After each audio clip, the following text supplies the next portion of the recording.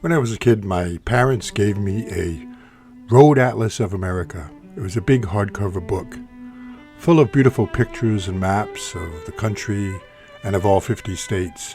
It had interesting information about population, industry, main crops, sights to see, and I loved that book. I spent a lot of time with it. I would measure out distances between cities and states and how long it would take me to drive. And I vowed that one day when I grew up, I would do that. I would take that drive, take a road trip around and see all of America. In the pursuing years, I've lost that book, but I never lost the dream. Now, many years later, it took me a long time, but I finally fulfilled that dream. Travel along with me on my road trip around America. Greetings.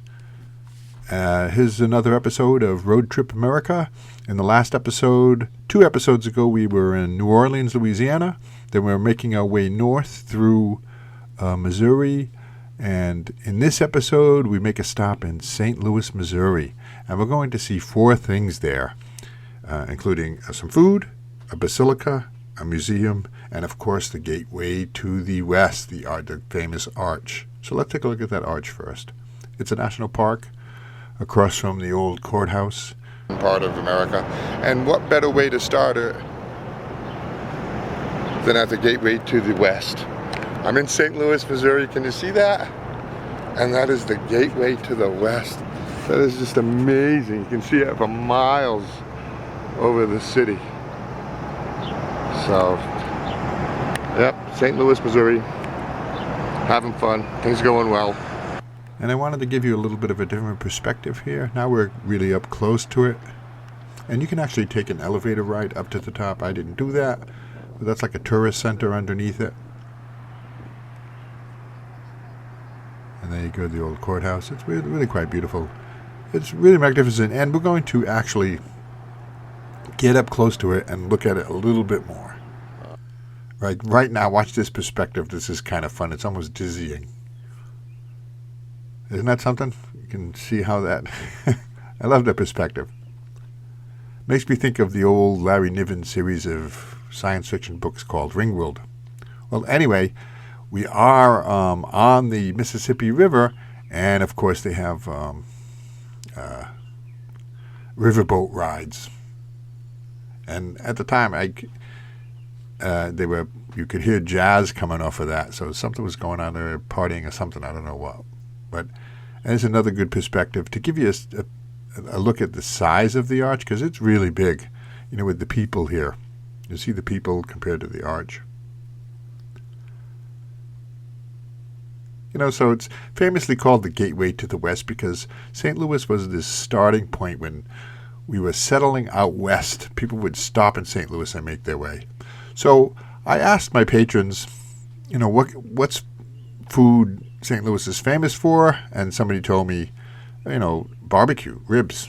So I had to stop in the first place I saw that had ribs, and they have a guarantee that if you have to pick up a knife to eat your ribs, you get your money back. I didn't. It was really good food, barbecued ribs. Look at the thickness of that toast. Okay, so we had ribs, but now another stop here I made in St. Louis is the St. Louis Basilica, the Cathedral Basilica of St. Louis. I have a whole video on this. I'll put a link in the description of the video. But I had to make 2 stops here. The first stop I made here, it was close to the public. And I approached, there was a detective, a lot of going on, but there was a detective standing outside, and they approached him. I said, what's happening? He said that they were having a funeral for a fallen police officer. And I thought, wow, this mortal coil, you never know. So I had to come back another time because I really wanted to see one of the things this basilica is famous for is the mosaic work inside. There are over 40 million tiles, tesserae tiles that make up these mosaic work. It's really quite magnificent. And like I said, I have a video on this basilica devoted strictly to this, and I'll put a link to that in the description of the video if you'd like to watch that video about this particular basilica. And we'll take a quick look at some of the pictures, but that's all tile work. And I don't know if that's real gold, but it looks like it.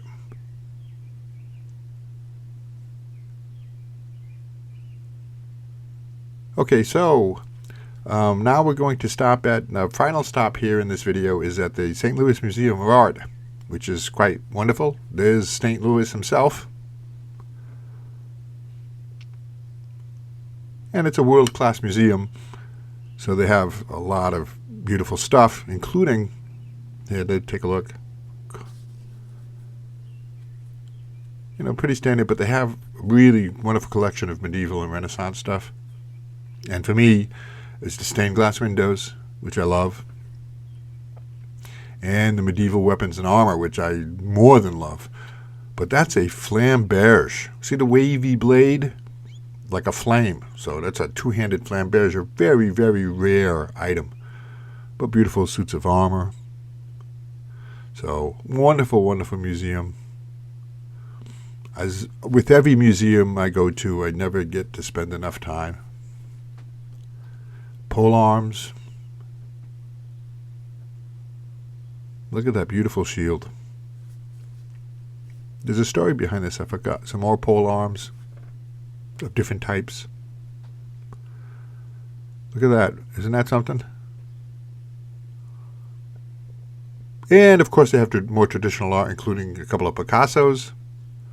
There's another Picasso. And let's end off this video with some Van Goghs. And I wanted to say something about this. Van Gogh painted this painting in 1887. It's a still life basket of apples. And unless you know Van Gogh really well, you'd never guess it was a Van Gogh. You know, it's just, you know, a nice oil painting. 3 years later, he painted this. This is a Stairway at Auvers. And you can see Van Gogh in this. And the thing that astonishes me about these two pictures, they're beautiful bookends to something wonderful happened in that period of time where Van Gogh became the Van Gogh that we all love. You can't miss it. It's almost like a metamorphosis of a transformation. That three-year period of time between that first painting and that second painting is just something magical happened. A beautiful pairing of pictures that show the development of Vincent. Well, thank you.